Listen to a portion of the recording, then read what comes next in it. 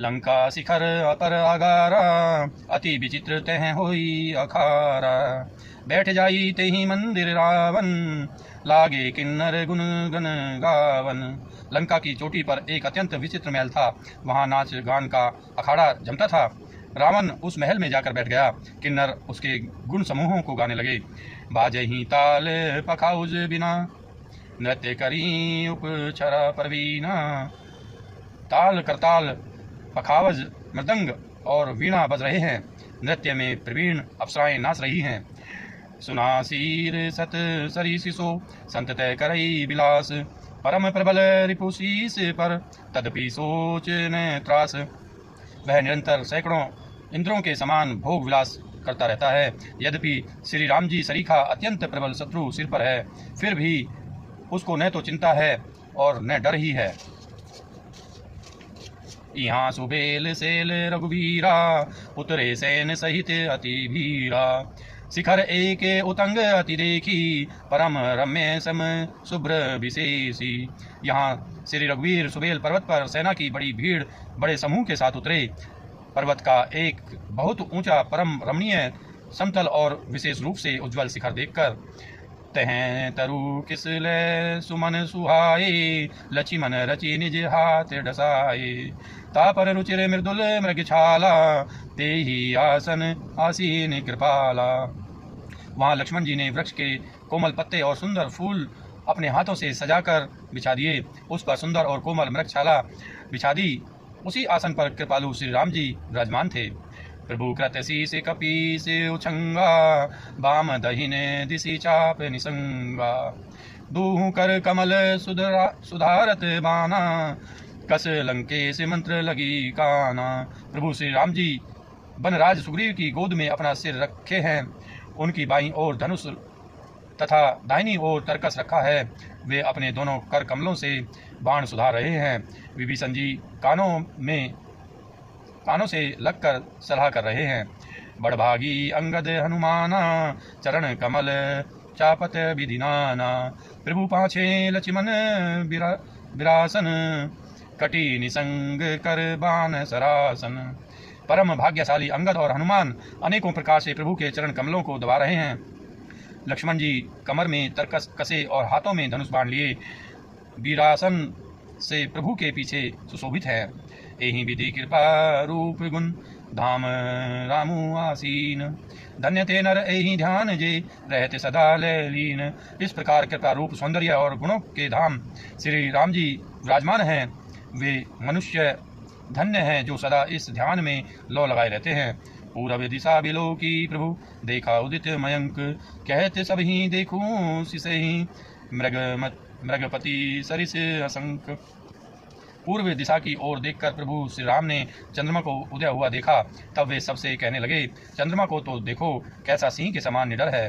पूरब दिशि गिरि गुहा निवासी, परम प्रताप तेज बल राशि। मत नाग तम कुंभ बिंदारी, शशि केसरी गगन बनचारी। पूर्व दिशा रूपी पर्वत की गुफा में रहने वाला अत्यंत प्रताप तेज और बल की राशि है। चंद्रमा रूपी सिंह अंधकार रूपी मतवाले हाथी के मस्तक को विदीर्ण करके आकाश रूपी वन में निर्भय विचर रहा है। बिथुरे नभ मुकुताहल तारा, निसी सुंदरी के सिंगारा। कह प्रभु शशि मुँह में चिकताई, कह हूँ कहा है निज निज मति भाई। आकाश में बिखरे हुए तारे मोतियों के समान हैं, जो रात्रि रूपी सुंदर स्त्री के श्रृंगार हैं। प्रभु ने कहा, भाइयों, चंद्रमा में जो कालापन है वह क्या है? अपनी अपनी बुद्धि के अनुसार कहो। कह सुग्रीव सुनु रघुराई, शशि मुँह प्रगट भूमि कई छाई। मारे राहु शिशि कह कोई, उर कह परी श्यामता सोई। सुग्रीव ने कहा, हे रघुनाथ जी सुनिए, चंद्रमा में पृथ्वी की छाया दिखाई दे रही है। किसी ने कहा, चंद्रमा को राहु ने मारा था, वही चोट का काला दाग हृदय पर पड़ा हुआ है। को कहे जब विधि रति मुख कीना, सार भाग शशि कर हरिलीना। छिद्र सो प्रगट इंदु उर्माही, ते ही मग देखिए नभ परिछाई। कोई कहता है जब ब्रह्मा ने कामदेव की स्त्री रति का मुख बनाया, तब उसने चंद्रमा का सार भाग निकाल लिया, जिससे रति का मुख तो परम सुंदर बन गया, परंतु चंद्रमा के हृदय में छेद हो गया। वही छेद चंद्रमा के हृदय में वर्तमान है, जिसकी राह से आकाश की काली छाया उसमें दिखाई पड़ती है। प्रभु कह गरल बंधु शशि केरा, अति प्रिय निज उर्दीन बसेरा। विष संयुत कर निकर पसारी, जारत ब्रहवंत नर नारी। प्रभु श्री राम जी ने कहा, विष चंद्रमा का बहुत प्यारा भाई है, इसी से उसने विष को अपने हृदय में स्थान दे रखा है। विष युक्त अपने किरण समूह को फैलाकर वह वियोगी नर नारियों को जलाता रहता है। कह हनुमंत सुनहु प्रभु, शशि तुम्हारे प्रिय दास। तब मूर्ति विदु उर बसती सोई, श्यामता अभ्यास। हनुमान जी ने कहा, हे प्रभु सुनिए, चंद्रमा आपका प्रिय दास है। आपकी सुंदर श्याम मूर्ति चंद्रमा के हृदय में बसती है, वही श्यामता की झलक चंद्रमा में है। पवन पुत्र हनुमान जी के वचन सुनकर सुजान श्री राम जी हंसे, फिर दक्षिण की ओर देखकर कृपा निधान प्रभु बोले, देखो विभीषण दक्षिण आशा, घन घमंड दामिनी विलासा। मधुर मधुर गरजई घन घोरा, होई वृष्टि जनी उपल कठोरा। हे विभीषण, दक्षिण दिशा की ओर देखो, बादल कैसा घुमड़ रहा है और बिजली चमक रही है। भयानक बादल मीठे मीठे हल्के हल्के स्वर में गरज रहा है, कहीं कठोर ओलों की वर्षा न हो। कहत विभीषण सुनहु कृपाला, होई न तड़ित न बारिदी माला। लंका शिखर ऊपर अगारा, तह 10 कंदर देखे अखारा। विभीषण बोले, हे कृपालु सुनिए, यह न तो बिजली है न बादलों की घटा। लंका की चोटी पर एक महल है, 10 ग्रीव रावण वहां नाच गान का अखाड़ा देख रहा है। छत्र मेघ डंबर सिरधारी, सोई जनु जलद घटा अतिकारी। मंदोदरी श्रवण ताटंका, सोई प्रभु जनु दामिनी दमंका। रावण ने सिर पर मेघ डंबर, बादलों के डंबर जैसा विशाल और काला छत्र धारण कर रखा है, वही मानव बादलों की अत्यंत काली घटा है। मंदोदरी के कानों में जो कर्णफूल हिल रहे हैं, हे प्रभु, वही मानव बिजली चमक रही है। बाजही ताल मृदंग अनूपा, सोई रव मधुर सुनु सुरभूपा। प्रभु मुस्कान समुझी अभिमाना, चाप चढ़ाई वान संघाना। हे देवताओं के सम्राट सुनिए, अनुपम ताल और मृदंग बज रहे हैं, वही मधुर गर्जन ध्वनि है। रावण का अभिमान समझकर प्रभु मुस्कुराए, उन्होंने धनुष चढ़ाकर उस पर बाण का संधान किया। छत्र मुकुट ताटंक तब हते एक ही बान, सब कहीं देखत मही परे, मरमुने को जान। एक ही वान से रावण के छत्र मुकुट और मंदोदरी के कर्णफूल काट गिराए। सबके देखते देखते वे जमीन पर आ पड़े, पर इसका भेद कारण किसी ने नहीं जाना। अस कौतुक करी राम सर, प्रभिसेऊ आई निसंग। रावण सभा सशंक सब, देखी महारस भंग। जैसा चमत्कार करके श्री राम जी का वाण वापस आकर फिर तर्कस में जा घुसा, यह महान रस में भंग देखकर रावण की सारी सभा भयभीत हो गई। कंपने भूमि ने मरुत विशेषा, अस्त्र शस्त्र कछु ने न देखा। सोचे ही सब निज हृदय मझारी, असगुन भयउ भयंकर भारी।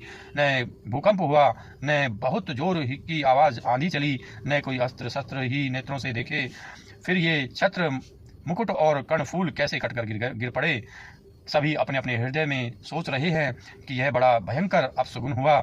10 मुख देखी सभा भय पाई, बिहसी बचन कह जुगति बनाई। सिरौ गिरे संत तय शुभ जाई, मुकुट परे कस असगुन ताही। सभा को भयभीत देखकर रावण ने हंसकर युक्ति रचकर ये वचन कहे, सिरों का गिरना भी जिसके लिए निरंतर शुभ होता रहा है, उसके लिए मुकुट का गिरना अपशगुन कैसा।